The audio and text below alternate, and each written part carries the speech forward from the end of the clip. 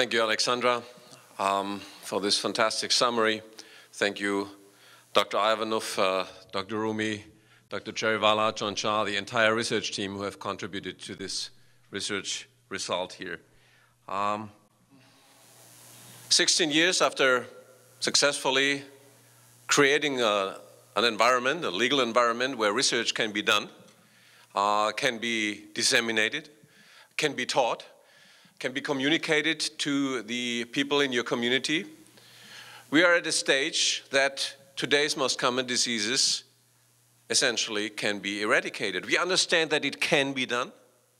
We even understand the steps, how to do that, how it works at the cellular level.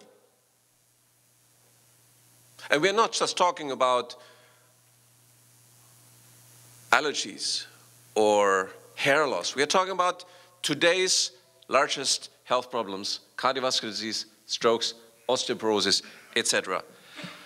Scientific advances in the area of natural health allow advances for entire mankind of an unprecedented proportion at this very moment. But this eradication of diseases, we've talked about it, automatically means the end of the pharmaceutical business because it is dependent by its very nature on diseases as markets for patented drugs. So they know that. So they have developed a global strategy just like 20 years ago to prevent this collapse and maintain global control. There are two main arms that we as the defenders of the free access to natural health have to understand that are currently relevant.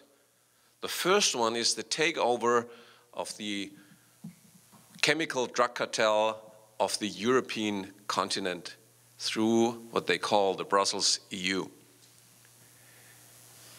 via a central cartel office in Belgium's capital. The second one is Codex Alimentarius, a global effort to outlaw natural health therapies. I won't touch on that because that is familiar to most of you. So let's address this first aspect. And since most of you know that I've been working in the last 10 years mostly in Europe, let me report what happened there. Since January 2009, Europe is essentially ruled from this central cartel office in Brussels by 27 appointed commissioners.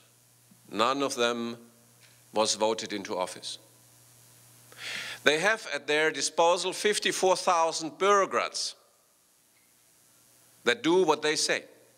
None of them has been voted in. The European Parliament is a fig leaf, has no legislative powers to initiate legislation or anything that is a hallmark of democracy. So, what is this construct? Who is behind such an undemocratic structure? Who could use it? Well, not surprisingly, the interest groups that make our life difficult are found to be the puppeteers. Bayer, BASF, and other European cartel companies.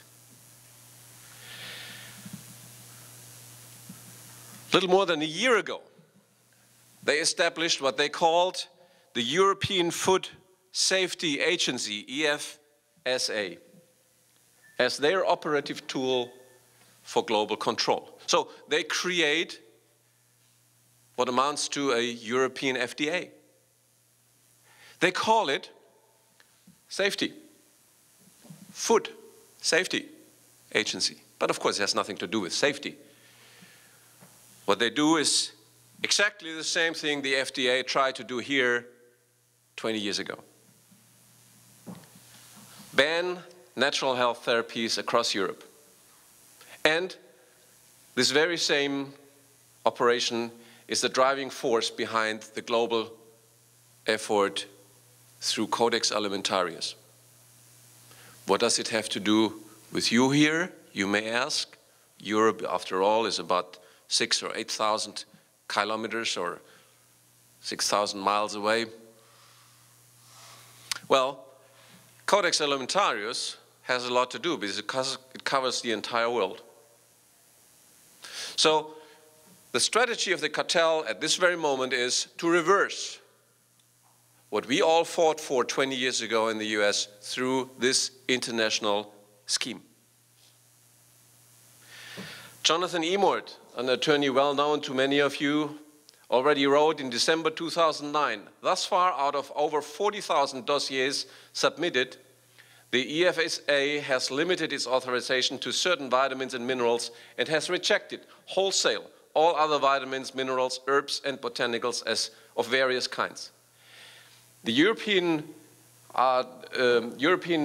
Food Safety Agency has refused to allow claims of health benefit for a whole host of products. These are the very same products that have been legally sold in Europe for decades without any significant injury to the population. So, where does that leave us? After we just heard that we can, with the knowledge that is currently present in this room, that is present in this world, we can reduce, largely eliminate today's most common diseases. And someone artificially, arbitrarily, deliberately prevents this knowledge to be disseminated, to prevents these therapies to be available to 500 million people in Europe. The results are predictable. Cardiovascular disease will rise, cancer and other diseases. The consequences of putting profit over life, 17 million deaths from heart attacks each year worldwide, 8 million deaths from cancer each year. The epidemics will continue.